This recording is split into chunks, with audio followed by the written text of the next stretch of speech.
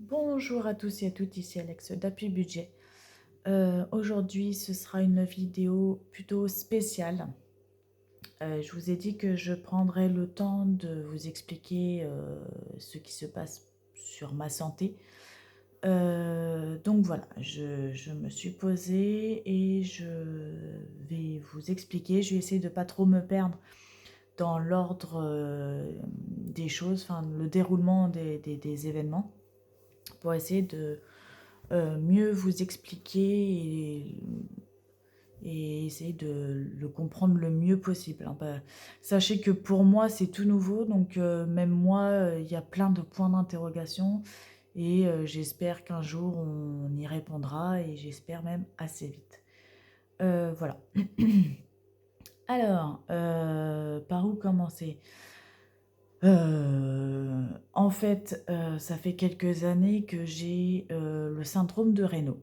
Donc, je ne sais pas si vous connaissez, mais le syndrome de Raynaud, en fait, ça se situe sur les extrémités du corps, donc les mains et les pieds, dont je suis touchée, plus les mains que les pieds d'ailleurs, mais les pieds aussi le sont.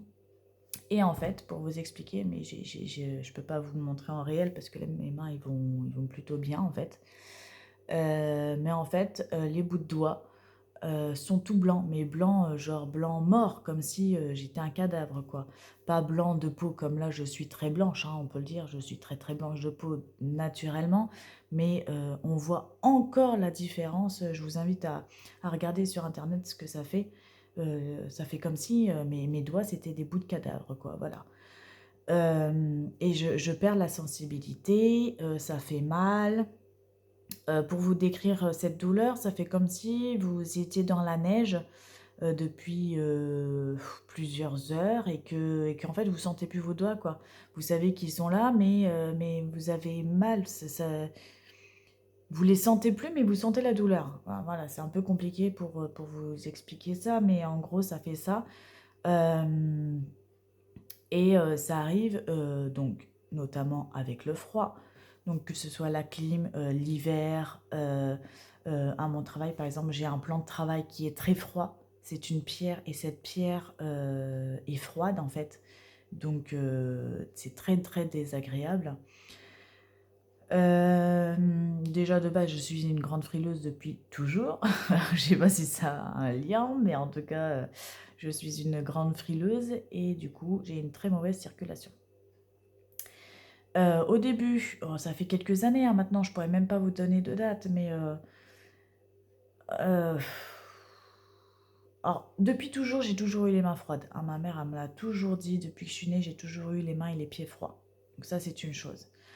Euh, je dirais depuis au moins 5 ans, si ce n'est plus, j'ai vraiment le syndrome de Raynaud, c'est-à-dire j'avais les bouts de doigts blancs.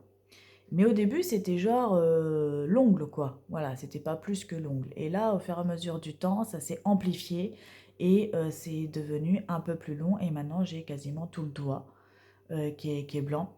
Il n'y a que les pouces pour l'instant qui sont pas touchés. Voilà. Au début, j'avais que ces deux-là, je crois. Je crois que de mémoire, oui, j'avais que ces deux-là et que la hauteur des ongles. Et là, voilà, ça a gratté sur les quatre autres doigts et beaucoup plus loin au niveau des doigts. Les pieds, pareil, c'est bon, c'est moins important, hein, donc c'est comme le début des mains, mais je sais que ça va s'amplifier, hein, voilà, c'est la maladie.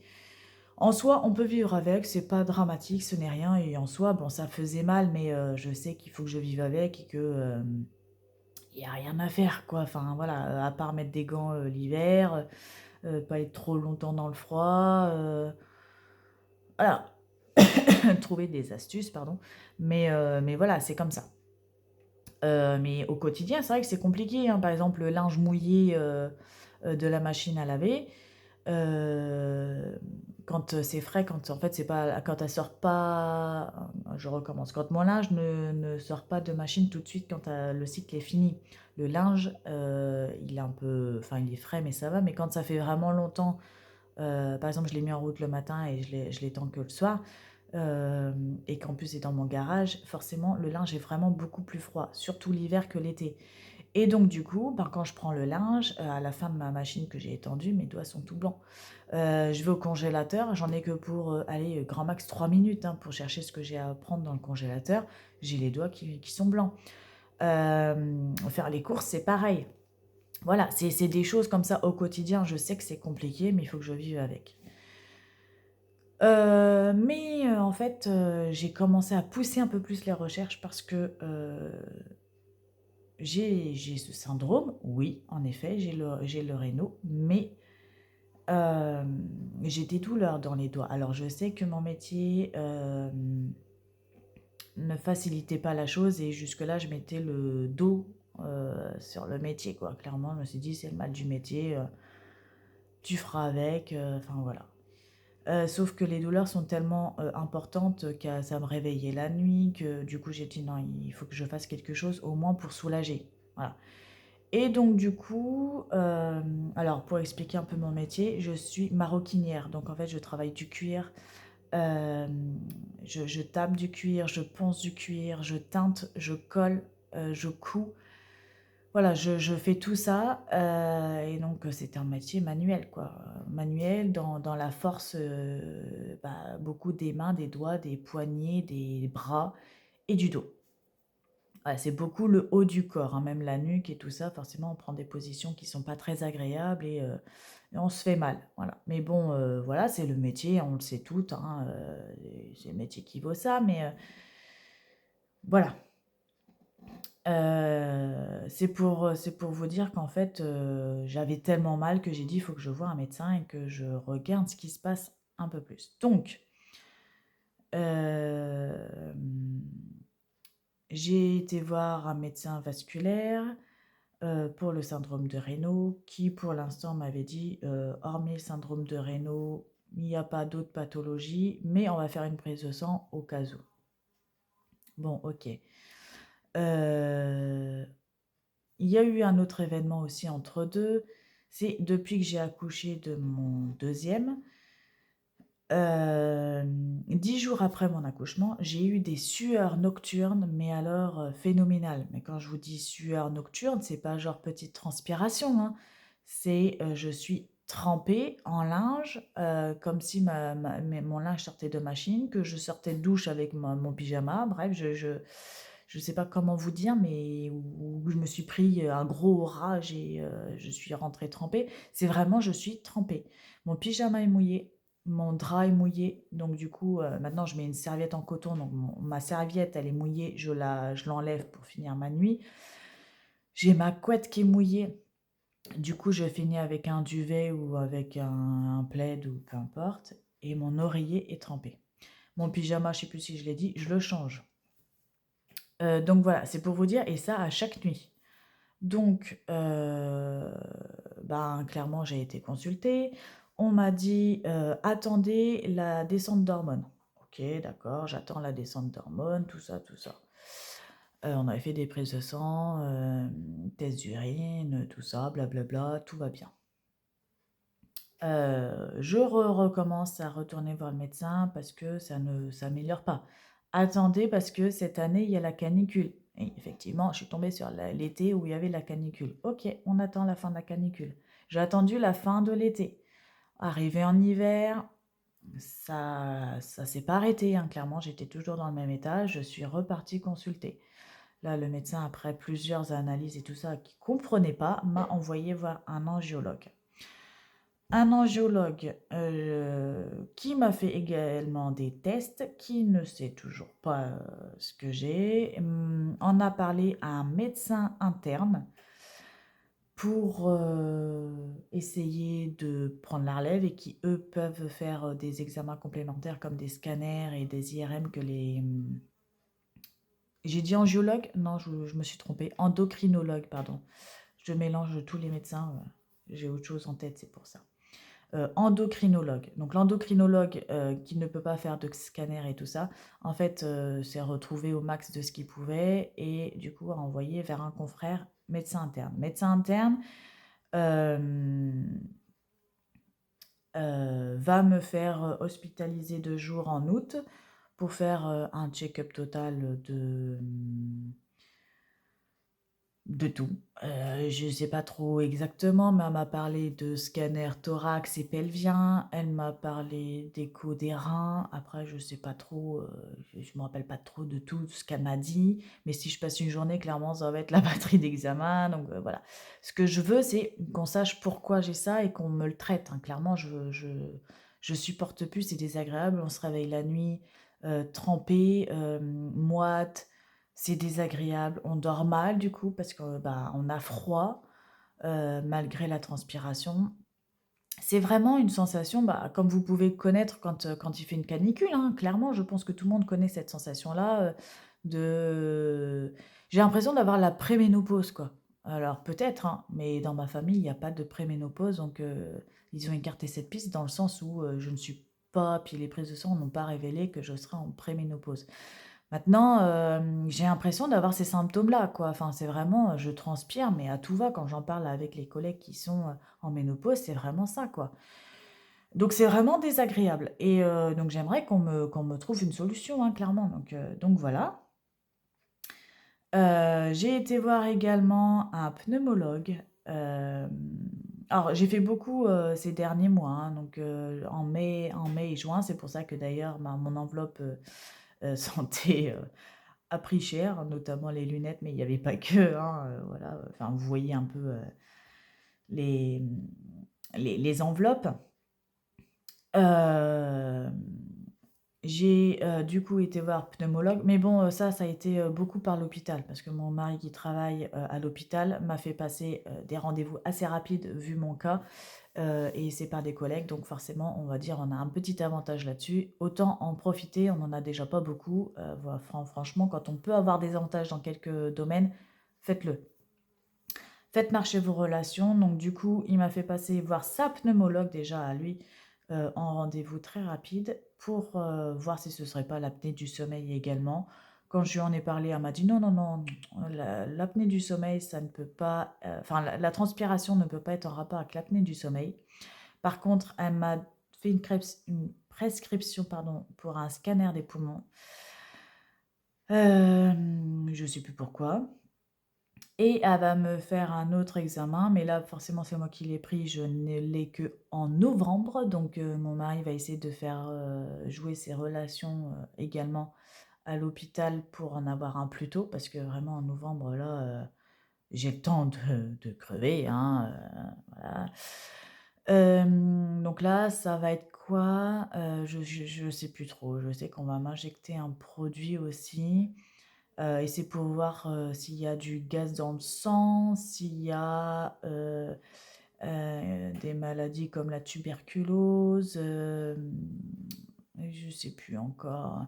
Enfin, il y a plusieurs examens qu'elle va me faire, bref, donc j'ai encore, mais ça, c'est qu'en novembre, donc ben, voilà, pour l'instant, je sais pas. Alors pour le scanner, je l'ai faite, heu, voilà et quand j'ai été voir du coup la médecine interne, je reviens sur la médecine interne parce que je repense à quelque chose, elle m'avait demandé, des trucs sur des prises de sang, comme je n'y connais absolument rien, je lui ai donné toutes mes prises de sang, et elle a vu la dernière que j'ai faite que mon angiologue, voilà, cette fois-ci, c'est mon angiologue, pour, le syndrome de Raynaud qui m'avait prescrit une, prise de sang. Pour éliminer les maladies, autres que rénaux. Elle a vu cette dernière prise de sang et là, elle m'a annoncé une bombe et elle m'a dit: «Vous avez le syndrome de Raynaud». «Oui, mais pas que, vous avez la sclérodermie» et là, je suis tombée des nues. Qu'est-ce que c'est que la sclérodermie? Alors moi, la première chose que j'ai demandé, c'est: «Est-ce que ça a un lien avec la sclérose en plaques?» parce que ma grand-mère l'a eu, elle s'est battue 50 ans de sa vie avec, je l'ai toujours connue handicapée. Elle s'est toujours battue avec cette maladie et je sais qu'il y a une partie héréditaire. Donc forcément, moi sclérodermie, sclérose en plaques, moi j'ai fait un lien direct. Elle m'a dit: «Non, à l'heure d'aujourd'hui, il n'y a pas de lien». C'est une maladie, contrairement à la sclérose en plaques, à l'heure d'aujourd'hui où on la connaît un peu mieux, on a les traitements, qui peuvent vachement ralentir la maladie, même si la maladie heu, évolue différemment d'un patient à un autre et différemment et comment qu'on dit? Enfin, ça attaque pas les mêmes endroits. Enfin, en gros, c'est pas pareil pour tout le monde. Il y en a, c'est les mains, d'autres, c'est directement, les jambes. Voilà, ça dépend vraiment des cas et de la vitesse.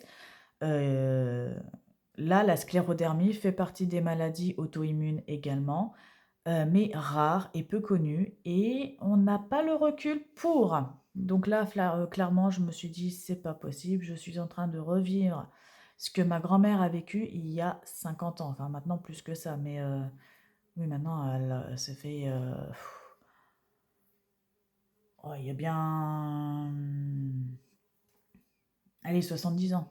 Oui, je pense que c'est il y a 70 ans qu'elle l'a parce qu'elle est décédée depuis le temps, mais quand elle avait vécu ça avec, mon grand-père, elle était jeune, hein, donc elle avait mon âge à peu près. Voilà et elle s'est battue 50 ans avec, donc oui, allez, 60 ans. Ça fait 60 ans, au moins que cette maladie, en fait il y a 60 ans, en fait, ils avaient pas autant de recul, ça faisait partie des maladies qu'on ne connaissait pas et ben, la sclérodermie fait partie de ces maladies-là à l'heure d'aujourd'hui où on n'a pas assez de recul.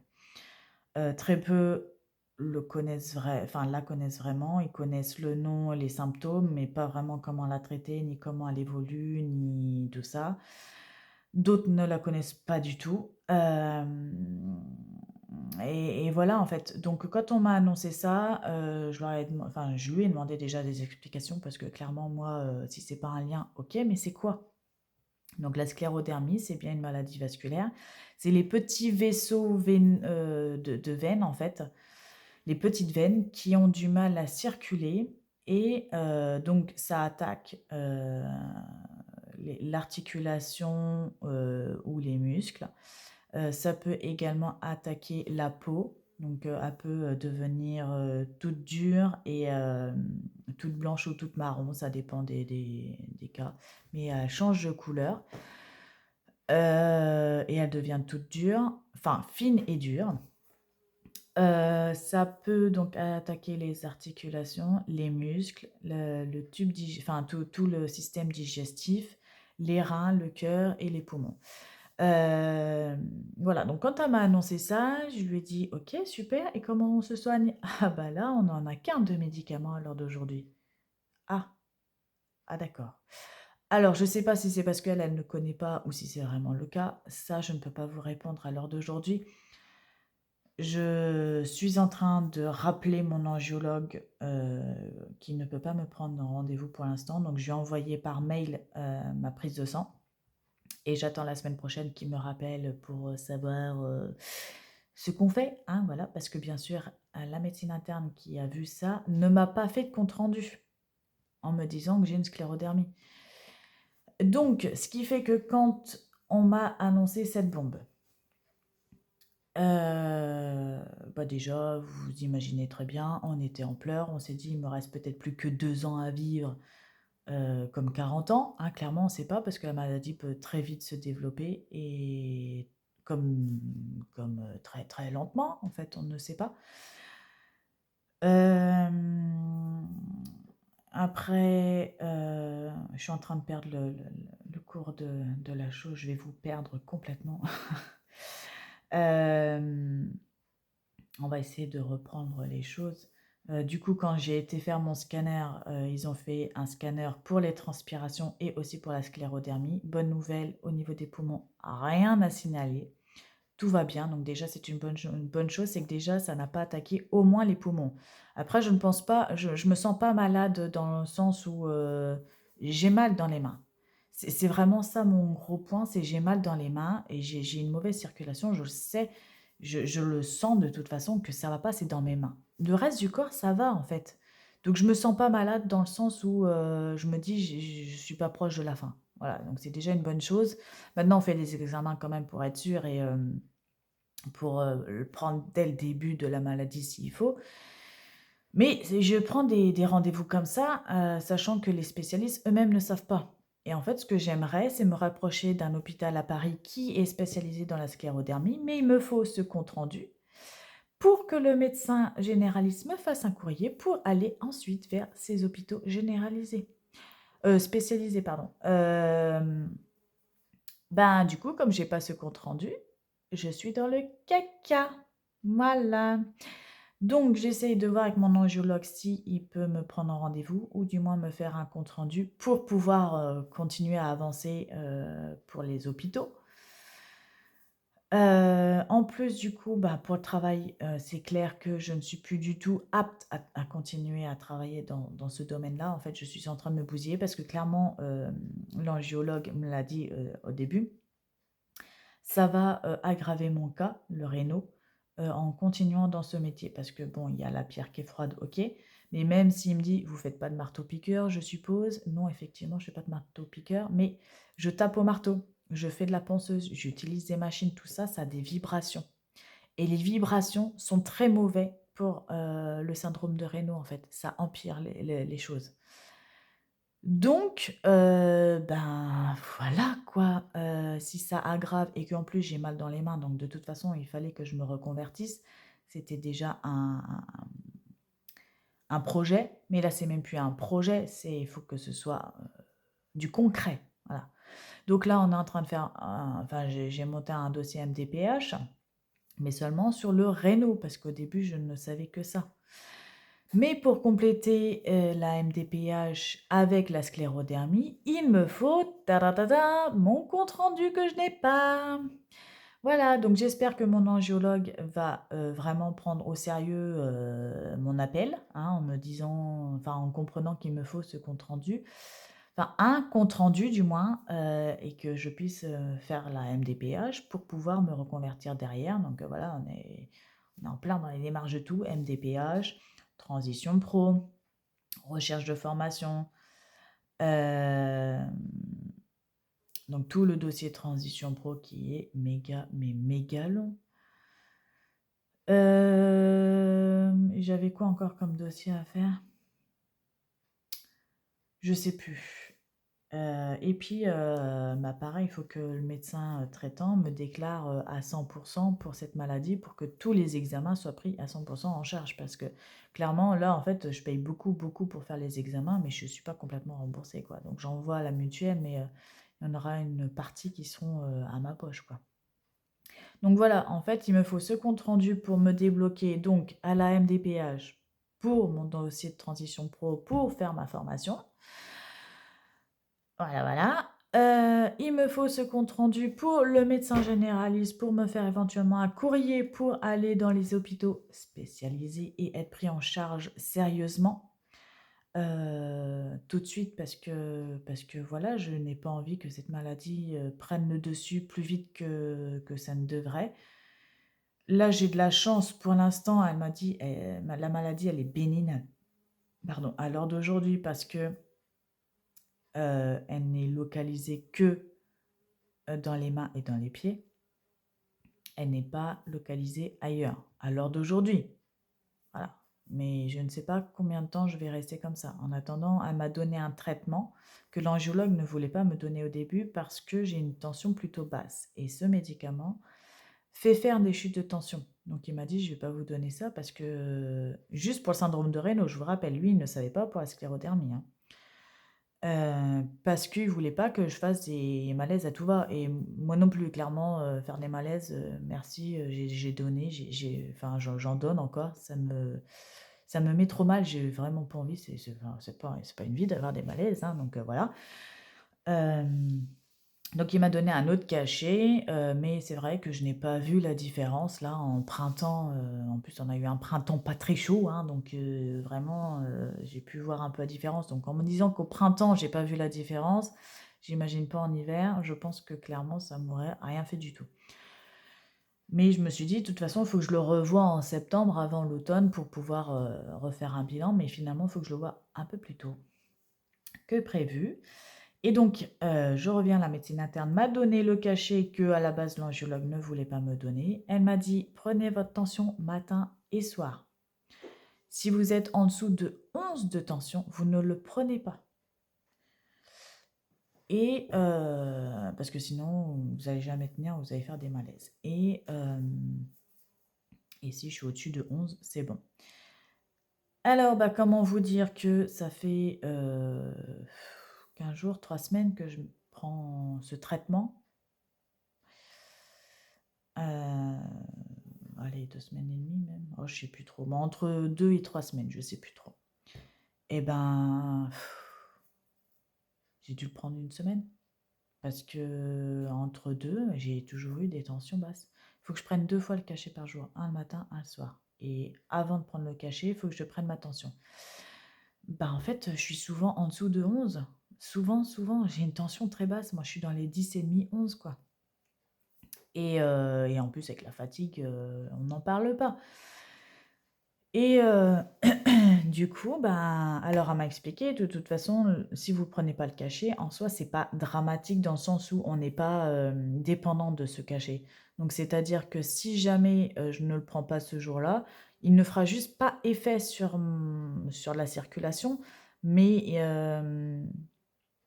mais il ne va pas, comment dire, je ne vais pas être addict à ce médicament-là. Je peux m'arrêter à tout moment, la durée que je veux, comme le prendre après pendant 3 mois. C'est pas un souci. Donc déjà, c'est une bonne chose, mais du coup, bah, sur les 15 jours, 3 semaines, il y a eu une semaine, pas d'affilée, hein, pas 7 jours d'un coup, mais peut-être 2 jours, après une journée, puis encore une journée, puis après encore 2 jours. Voilà, ça a été vraiment comme ça, où je pense pendant une semaine, je n'ai pas pu le prendre, quoi. Donc je me dis que, ben, c'est sûrement pas un traitement qui est adapté pour moi, mais c'est le seul qu'elle connaît elle, du moins, je pense. Et c'est pour ça que j'aimerais voir des spécialistes. Parce que mon médecin généraliste a été honnête avec moi, elle m'a dit: «Moi, je connais que de nom avec les symptômes, mais clairement, c'est hors de ma portée, en fait. C'est vraiment pas une maladie pour moi, hein, je n'y connais absolument rien». Elle m'a dit: «Je vais pas vous faire des conneries pour, vaut mieux vous rapprocher par des spécialistes». Donc elle veut bien me faire ce courrier, mais elle m'a dit: «Je peux pas le faire sans ce compte rendu». Donc je suis bloquée. À l'heure d'aujourd'hui, je suis bloquée tant que je n'ai pas ce compte rendu et ça me pose problème. Donc voilà.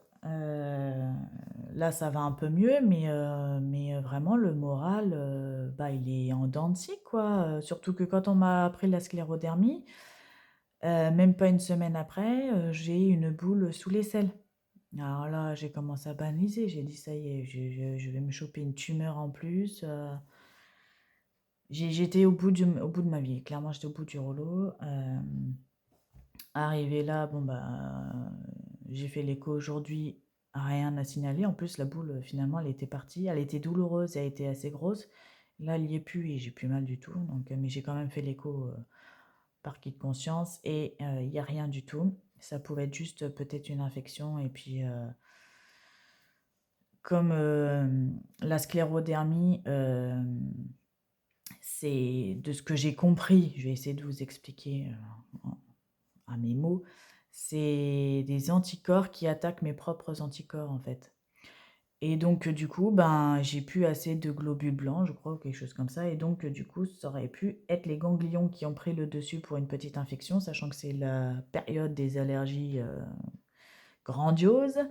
Pour moi, c'est possible que du coup mon corps a pas réussi à se battre assez contre, voilà, par exemple les allergies et je sais pas, une petite coupure ou quelque chose et donc du coup, ça a été le ganglion qui a pris le dessus. Voilà. Après il m'a dit, «Si ça revient trop souvent, on refera des recherches un peu plus poussées parce que, c'est pas normal, mais si c'est juste comme ça une fois de temps en temps, il y a pas de enfin, il y a pas à s'inquiéter». Donc déjà, très bonne nouvelle, je n'ai pas de tumeur ou quoi que ce soit. J'ai fait quand même, une écho et radio pour mes mains. J'ai ni tendinite ni arthrose. J'ai pas le canal carpien non plus. Le scanner, donc bah, rien à signaler, le scanner des poumons. Voilà, j'ai fait beaucoup, beaucoup, comme vous pouvez voir, ce mois-ci d'examens, mais alors c'est une bonne chose que tout ressort, mais enfin bien, parfaitement bien même. Mais ça n'explique pas mes douleurs dans les mains. Je ne fabule pas. Enfin, je sais que j'ai mal dans les mains, ça me réveille. Voilà, c'est des douleurs qui sont là. Ça ne me rassure pas en me disant que c'est peut-être juste, je mets des gros guillemets, juste la sclérodermie. Parce que c'est peut-être la sclérodermie qui est en train d'attaquer mes mains. que ce soit peut-être musculaire ou articulaire, ou je ne sais pas en fait, j'en ai aucune idée, mais c'est peut-être juste la sclérodermie. Alors, voilà, c'est pour vous dire ce petit point. Pour l'instant, clairement, je ne sais pas où on va. On est encore en pleine recherche, en pleine démarche administrative qui sont très, très, très longs. Très, très, très lourds. Et franchement, c'est épuisant. Voilà, j'ai déjà pas d'énergie. Cette maladie, me confirme que ça fatigue. Donc ma fatigue continuelle, je ne sais pas si ça se dit, en continuité, on va dire, explique ceci aussi. C'est, possible que ce soit la sclérodermie qui me fatigue comme ça. Donc même les vacances, je me sentirais peut-être reposée avec une cure de dodo, je serais quand même fatiguée, épuisée à cause de cette maladie. Plus ou moins selon l'évolution, je suppose. Mes douleurs seront là, peut-être à cause de cette maladie aussi. Voilà, et je sais que je vais avoir des problèmes d'handicap, on va dire, dans mon quotidien, mais je vais changer de métier déjà pour essayer de ralentir, la possibilité d'évolution de la maladie. Moi, pour me soulager aussi au quotidien, clairement. Et il faut absolument que je trouve des spécialistes. Donc voilà, maintenant j'espère que, un médecin, va réussir à débloquer tout ça. Et une fois que ce sera débloqué, il y a une grosse partie qui va être, bien en marche quoi, en fait. Donc voilà. J'ai déjà trouvé, normalement l'hôpital. L'hôpital attend le courrier du médecin, le médecin attend le compte-rendu. Voilà, on s'attend tous à quelque chose. Donc, il faut que le début se débloque pour que la suite continue et que ça se déroule bien, en fait.